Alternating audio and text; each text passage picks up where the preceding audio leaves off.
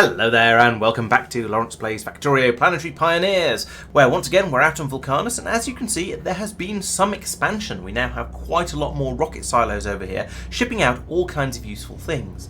And we'll get to those in a moment, but first let's have a bit of a look at how we've improved some of the inputs as well. Starting off with mining, we've expanded down to the southwest at the cost of apparently only one mic, which is fairly good by our standards, and that's enabled us to grab this additional calcite patch here, and also we'll fairly soon be able to grab this one as well when we start to run out on this one. However, at the moment, as you can see, we've got quite a lot of it available. We've got 5.3 million in this patch here, and because we're using the big drills, which have that resource drain of 50%, that means there's immediately 10 million available out of here. And then we've got a plus 40% productivity, so that means we're going to be able to get more than 14 million calcite out of this patch, and I think that's going to keep us going for quite a long time. Looking at the graph over the last hour, we seem to be using about 530 per minute, which means we should have enough for about 30,000 minutes? Or about 500 hours at current consumption rate. So I think we're probably going to be okay here, at least until we really step up the consumption on this planet. And that calcite is being brought over to the old calcite patch, which still has 500,000 left in it. So that's going to be probably about 50 hours worth, and then it's just being sort of merged in over here as a low priority. It does look like we're not feeding it onto this belt, which is a bit odd because this seems to be the belt that's moving the fastest, and that's disappearing off into the factory. Oh, to make power. That explains why we're using quite a lot of it. Oh, and then being split here again. Oh, this goes all over the place. So one of the things that is on my list of things that have been done was sort of sorting out the calcite flow system a little bit, as well as adding in the calcite mining, and I'm not entirely sure that's true, because as you can see here, yeah, we're feeding out the second load onto here, but we've got this belt coming up here and going off this way to feed the power supply, power generation here, and then also up this way to go off to the entire factory over on this side, and also then being fed over here to go into the wood generation. So that's going a little bit all over the place. We've got another one coming up here to go into, oh I see, making more, being shipped out by the rockets, and also making the low density structures for rockets. And then finally another one that comes over here to make even more power, and also then up here to make all of the circuits. So yeah, there's quite a lot of calcite being used, and I don't think we've really done any sort of clever prioritization or managing of the belts.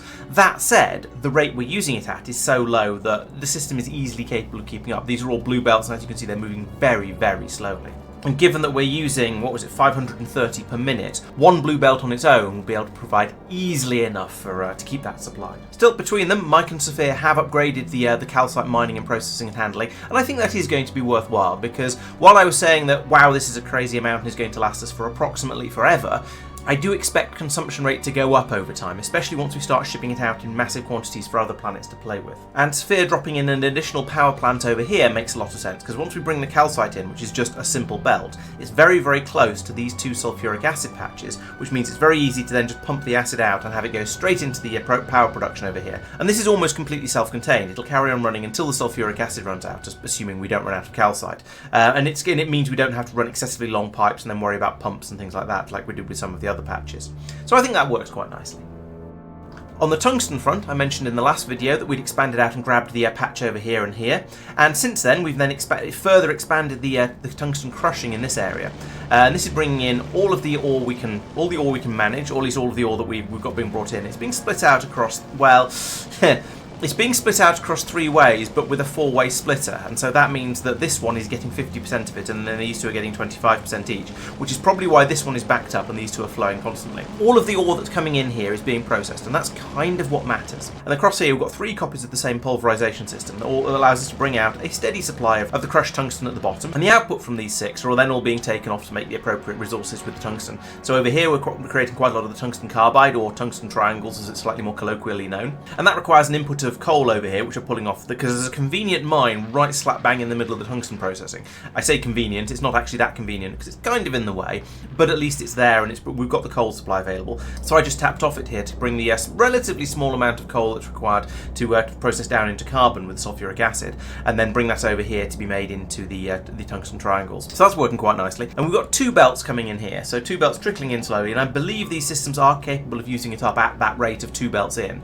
and then apparently some sub 1 red belt out, because that's about a 3-to-1 ratio on the recipe there. So 2 blue belts coming in, being divided by 3 would be the same as 1 red belt coming out. 3 of the other 4 belts coming out, so 2 from up here and then 1 from over here, are then all being fed into the tungsten steel production, because we need quite a lot of that. That's valuable for all kinds of things we're making. And then we've got another belt being brought down here that's going back down into the old system to try and top that up a little bit and make some more tungsten steel down here.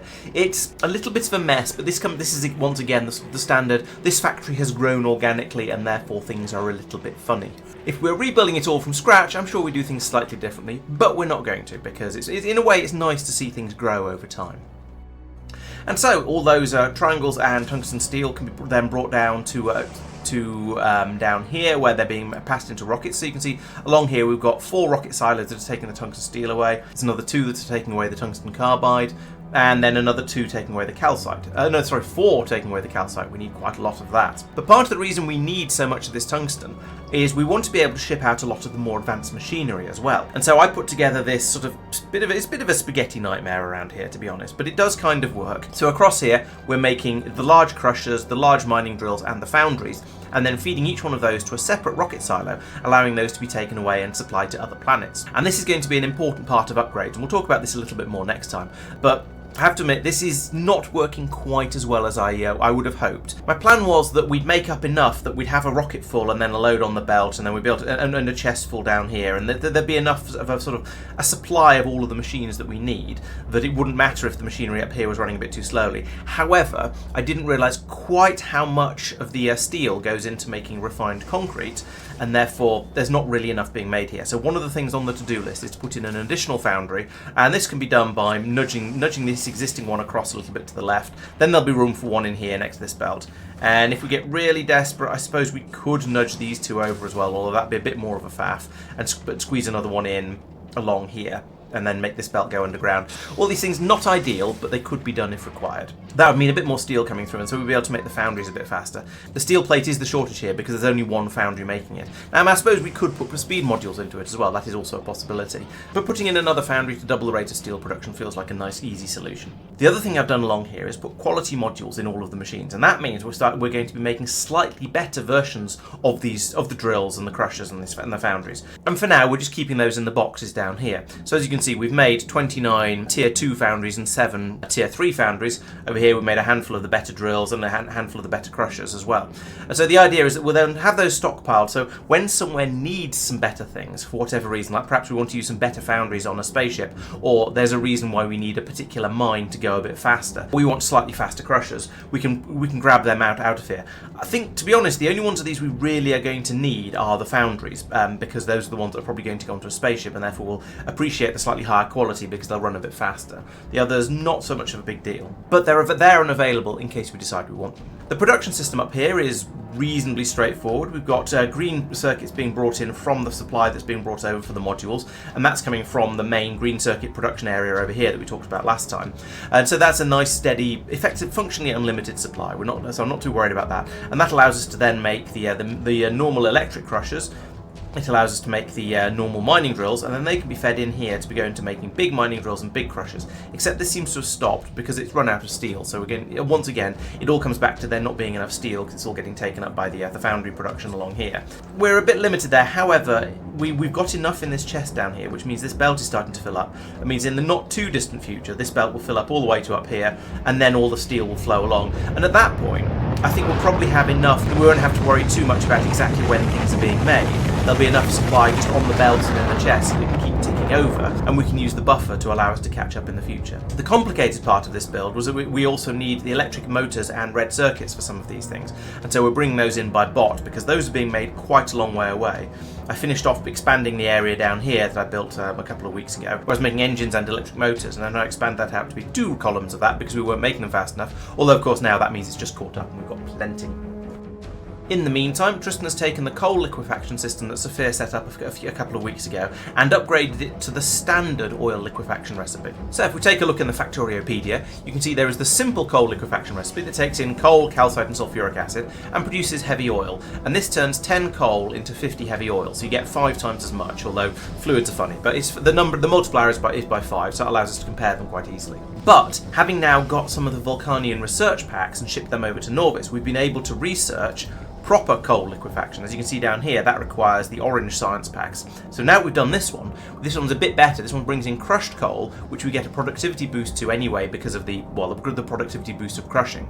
And it takes in some heavy oil, but it takes in 25 heavy oil and spits out 90 heavy oil. So this is one you need a little bit of heavy oil to bootstrap, which you'll be familiar with because it's the standard vanilla recipe. And that means we're making a net profit of 65 heavy oil per 25 crushed coal. So instead of multiplying by 5 as we do here, this is a little bit more complicated. We multiply by about 2.5, but we also produce some light oil into petroleum gas, and we get the productivity bonus of the crushed coal. So I think that's probably going to be slightly better, but I have to admit, looking at the numbers, I'm not 100% sure. I'll do the maths and then pop it up on screen here so you can all tell.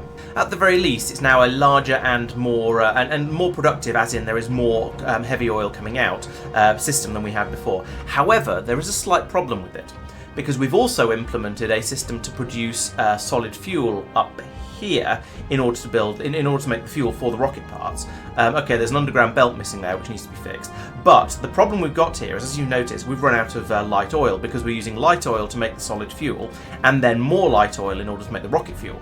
And because that seems to be the biggest drain on the system, we're using more light oil for rocket fuel than we're using petroleum gas for plastic.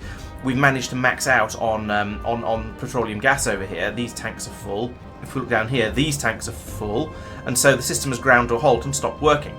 So what we need to do here is we need to start making some of the solid fuel out of the petroleum gas, at least when we have a ridiculous amount of it, and save the light oil for making the actual rocket fuel itself. That's not difficult. There are recipes available for making solid fuel from all 3 types of oil. However, it is something we need to go in and make sure we sort out, because at the moment the system is jammed up on the petroleum gas. This is something that Sophia is very aware of. He's already put it on the to-do list for the next stream. I'm just sort of pointing it out, mentioning it in passing as we see it. Tristan also did a bit of thinking about whether there's a better way to produce some of the plastic that we're going to need for making red circuits, because this system does get through a fair amount of petroleum gas. It appears to not be all that much compared to the amount we're getting through of light oil we're getting through for rocket fuel, but still, it's quite a lot of plastic being used up here. So he looked into whether it was going to be feasible to use the lignumian recipe for producing plastic, and that requires quite a lot of wood in order to make the wood pulp in order to keep this ticking over nicely. It also requires quite a lot of water, both for the wood pulp and the actual water stage here, which makes it not ideal on this planet, because the only way to get water here is by condensing steam that's been made from sulfuric acid and calcite. So I think we may have decided this one wasn't worth it, especially given the sheer amount of wood pulp we'd need to make, and therefore the sheer amount of wood that would be required from this bacteria processing recipe down here. And so probably not worth it. The other possibility is to use the Malunian recipe for producing plastic, and that uses large amounts of cellulose from wood, which also requires petroleum gas. So this would save on the coal, but would require enormous amounts of wood and still require the petroleum gas. So this one wouldn't actually help us, because we'd still require the petroleum gas, which is coming from a lot of the coal. We'd still require the cellulose, which is coming from wood. Yeah, this one's definitely not going to be a non-starter. And so I think we considered these recipes, but fairly quickly rejected them as being not practical out on Vulcanus, which, to be honest, I think is probably a good thing, because it would be a little bit boring if we just went out to each planet and kept setting up the same Cupra Vida system to turn wood into plastic on every single planet. So I'm quite glad that there's at least 2 or 3 different ways to do it, and they all kind of make sense. As part of the general upgrading, we've now started making green belts as well, and those are being fed straight into rockets so that we're ready to take them off to other planets as they need them. Because I have a feeling that Vulcanus is working quite well with just blue belts. The things are running through at a decent rate already. So this planet, at the moment at least, seems to be okay. However, I do suspect there are going to be places on, for example, Nauvis, where having a bit more throughput would be quite useful to allow us to just make things run a bit faster. Maybe for pumping the science packs through the science system a bit more quickly, because faster belts here mean we'll be able to have more things on our sushi system. As you can see along here, that we are limited by the amount of stuff we can fit onto this belt. So more throughput here would mean we'd be able to have more labs running, which means we'd be able to do science faster, and yeah, it would generally be a nice step in the right direction there. But we'll see how that goes. I think at the moment we are okay. We are producing science fast enough. Okay, we've got a red light on here for the new orange science, but that's because it's a new one, I think, mostly. And it's ticking through. I think we're mostly okay. Although looking up here, having green belts all the way through here would allow us to bring these through a bit more quickly, I suspect. So maybe that would be a valid worthwhile upgrade for the system.